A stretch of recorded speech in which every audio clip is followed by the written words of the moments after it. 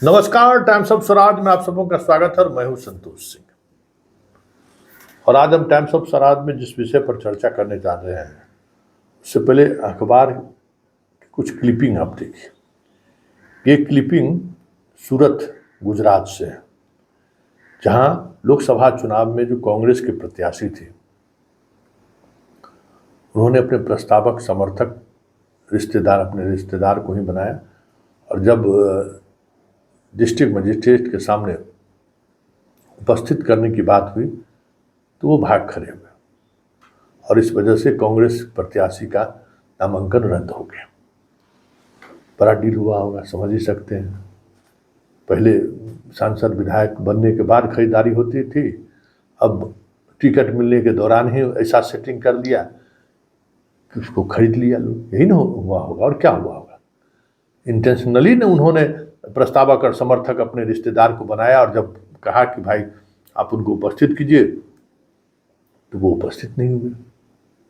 तो कांग्रेस जिनको टिकट दिया वो बीजेपी से मिले हुए थे।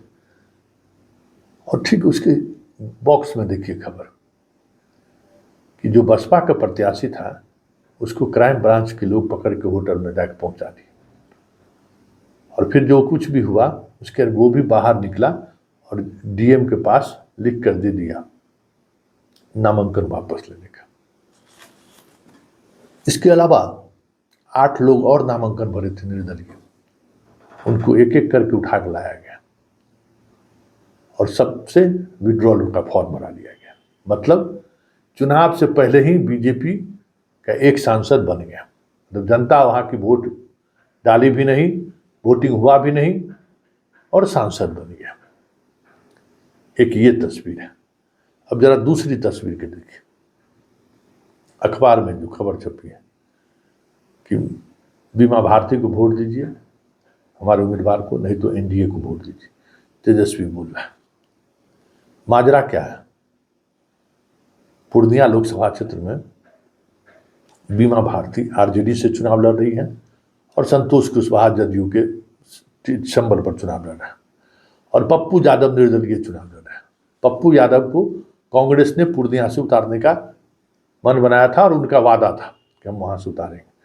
लेकिन तेजस्वी और लालू परिवार को लगा कि पप्पू यादव सांसद बन जाएगा तो यादव में जो आधिपत्य है लालू परिवार का वो टूट सकता है। फिर विरोध का स्वर देखिए कितनी दूर तक गई है कि लग रहा है उनको कि हमारा उम्मीदवार लड़ाई में नहीं रहेगी, तो आप एनडीए को वोट कर दीजिए, लेकिन इसको वोट मत कीजिए।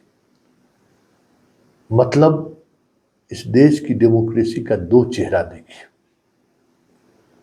और ये दोनों चेहरा जता रहा है, दिखा रहा है कि जो हमारे अनुभवी अभिभावकगण, सतपाल मलिक जैसे लोग, सारे लोग जो कह रहे हैं कि 2029 में अब चुनाव नहीं होगा, इसके सहारे आप समझ सकते हैं। दो अखबार के कटिंग के सहारे समझ सकते हैं कि किस तरीके से चुनाव जीतने के लिए किस स्तर का हथकंडा अपना रही है बीजेपी। और आरजेडी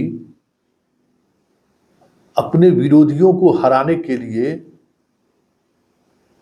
सत्ता पक्ष में जो उनके खिलाफ राजनीति सियासत करते हैं, संघ और बीजेपी की बड़ी बड़ी बातें करते हैं, उससे हाथ मिलाने से, सार्वजनिक रूप से हाथ मिलाने से बच नहीं रहा है। ये बहुत बड़ी बात है। ये सारी चीजें भारतीय डेमोक्रेसी में पर्दे के पीछे हुआ करती थी, लेकिन पहली बार हुआ है जब किसी उम्मीदवार को नामांकन वापस लेने के लिए या नामांकन रद्द करने के लिए, याद होगा खजुराहो में भी जो है समाजवादी पार्टी का जो है उम्मीदवार थी, कांग्रेस ने दिया था मध्य प्रदेश में वो सीट, उसका भी नामांकन रद्द हो गया। तो जो चीजें पर्दे के पीछे,